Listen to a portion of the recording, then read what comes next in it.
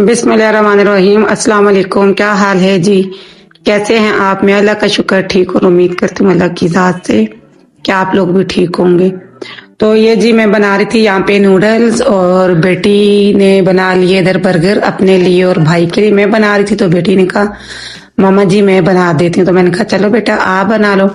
ऐसे छोटे मोटे काम वो बड़ी खुशी से करती है, खुश होके करती है। और ये जो मैंने कबाब बनाए थे, आप लोगों को मैंने बताया था कि कबाब की रेसिपी दी थी, तो ये मैंने फ्रीजर में रख दी थी। उनको शेप दे के तो वो फ्रीज हो गए थे, तो मैंने अब उनको निकाल के कंटेनर में डाल के तो मैं रख दूंगी। तो मैं यूं ही करती हूँ, उनको ना डिश में रखती हूँ और जब वो फ्रीज हो जाते हैं तो फिर उनको निकाल के मैं कंटेनर में डाल के रख देती हूँ। शॉपर में ही डालती हूँ तो बहुत मैसी मैसी से लगता है, अजीब सा फ्रीजर गंदा हो जाता है, ऐसे लगता है पता नहीं बीच में क्या पड़ा हुआ। तो मैं ना ये इस तरह डाल के रखती हूँ तो इस तरह साफ सुथरा भी लगता है और सही ऑर्गेनाइज भी रहता है फ्रीजर। तो बस वो मैंने रख दिए। तो यहाँ पे बन रहे जी बर्गर हमारे। ये एक दफा बेटी ने बनाया था शामी कबाब वाला बर्गर, तो इनको बड़ा पसंद आया, बहुत अच्छा लगा, तो अब से इनका फेवरेट हो गया। तो पहले के भी मेरे शामी कबाब पड़े हुए थे तो मैंने और भी बना दी। तो मुझे लगता है ये जिस स्पीड से इन्होंने स्पीडें लगाई हुई है बर्गर खाने की, शामी कबाब वाले बर्गर, तो ये ना थोड़े दिन ही चलेंगे। खैर मैंने तो बनाए थे, मैंने कहा चलो मैं रमजान के लिए बना के रख देती हूँ। रमजान की भी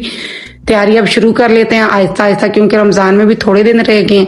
तो ये देखिए बहुत मजे के बने थे। बीच में बेटी कैसे मायो और ग्रीन चटनी लगा के अंडा वगैरह रख के तो बनाती जिस तरह के बाहर को होते हैं उसी तरह। सिर्फ ये कि ये बन होते हैं गोल वाले और वो लंबे वाले होते हैं, फर्क सिर्फ इतने। तो बहुत मजे के ये बनते हैं। तो इसने फिर अपने लिए भी, दोनों भाइयों के लिए भी, सबके लिए बना लिए इसने।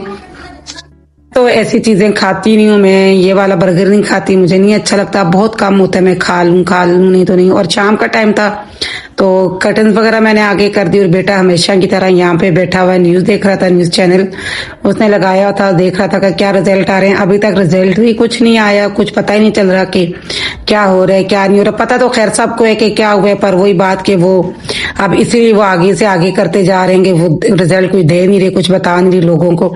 तो ये खैर मैंने बनाया था यहाँ पे ऑरेंज जूस फ्रेश। मैंने तो ये बेटा मेरा कर रहा था टेरेस का काम, तो मैंने कहा चले बच्चा थका हुआ तो मैं इसको ना फ्रेश ऑरेंज जूस बना देती हूँ। तो ये देखिए मैं ना कुछ अपनी इसकी लुक चेंज कर रही हूँ टेरेस की। और इसमें ये प्लांट्स लगे थे मेरे इसमें पॉट में ना प्लांटर, मैं तो इनको फिर मैंने कहा बेटे को कहा, मैंने कहा ये बेटा निकाल दो, बहुत बेचारे ने मेहनत की बहुत ज्यादा। ये आप देख रहे हैं कितने बड़े बड़े ये हैं, बहुत ज्यादा इन्होंने जड़ें पकड़ ली, तो काफी टाइम उस बेचारे को लगा उसे निकाली, काफी मेहनत की। और ये मैं बेटी के रूम में आ गई थी, मैंने यहाँ पे कर्टन वगैरह आके कर दी, शाम का टाइम है। तो मैंने इसे कहा, मैंने कहा बेटा अब आप अपने रूम में शिफ्ट हो जाओ इधर से, क्योंकि जब से इसका एक्सीडेंट हुआ तो ये ना मेरे साथ सो रही है। तो मैं इसको कह रही हूँ बेटा आप अपने रूम में चले जाओ, क्योंकि दो दो क्विल पड़ी होती है तो कुछ अजीब सा गंदा सा लगता है मेरा रूम मुझे। बेटा भी मेरे रूम में ही आ जाता है, नीचे मैट्रेस डाल के वो भी सो जाता है, हालांकि सबके अपने अपने रूम्स हैं, पर फिर भी उन्होंने एक ही रूम में सोना होता है। तो खैर यहाँ पे माँ बेटी की बातें चल रही थी। और ये जी आ गया नेक्स्ट डे पे आ गए हम लोग, और फिर ये आगे बन रहे जी बर्गर। बेटे ने कहा मुझे चाहिए बर्गर, तो फिर बेटी बना रही थी तीनों के लिए, अपने लिए भी भाइयों के लिए भी। तो बना लेगी, बना के ये खा लेंगे। तो इनको शुक्र है अल्लाह का कोई चीज पसंद आ गई, इनको ये रेसिपी अच्छी लगी बर्गर की, तो अब ये खा लेते हैं। पहले ये था ये इनको बाहर से मंगवा के दो, या जो चिकन पेटीज वाले होते हैं वो बना के ये लोग खाते थे। तो अल्हम्दुलिल्लाह कि ये शामी वाला भी नहीं अच्छा लग गया, मसला इतना नहीं होता कि चलें जब भी इनको खाने के अलावा जब इनको भूख लगती है तो बीच में खाने का जब टाइम हो तो ये इस तरह की चीजें बना के खा लेते हैं। कभी नूडल्स बना लिए, कभी बर्गर बना लिए। ये देखें जी मेरा माइक्रो खराब था तो मैंने अपना माइक्रो ठीक करवाया। आज इलेक्ट्रिशियन आया एक, अच्छा कितनी 2 नंबरी आप देखें। एक मैंने इलेक्ट्रिशियन बुलाया, उसको मैंने दिखाया तो कहता है कि ये इस पे 7 से 8 हजार का खर्चा है, इसको शॉप पे लेके जाना पड़ेगा। अच्छा मैंने छोड़ दिया, मैंने कहा चलो भाई 7 से 8 हजार में इसका दूं तो मैं नया क्यों ना ले लूं, मैं चुप कर गई। अच्छा आज मेरे और कुछ काम थे, कुछ वो बाकी जो काम थे वो उनके लिए मैंने बुलाया था, पंखे वगैरह ठीक करवाने थे, कुछ वॉशरूम के काम थे उसके लिए मैंने बुलाया। मैंने वैसे उसको दिखा दिया, मैंने कहा ये भी आप चेक करें। दूसरा इलेक्ट्रिशियन था वो वाला नहीं था, ये मैंने दूसरा मंगवाया। इसको मैंने दिखाया तो इसने जस्ट उसके अंदर कोई 700 की चीज डाली है, वो उसने डाली और ये ठीक हो गए। ठीक है, और मतलब कहाँ 7 से 8 हजार और कहाँ 6 से 700 रुपया।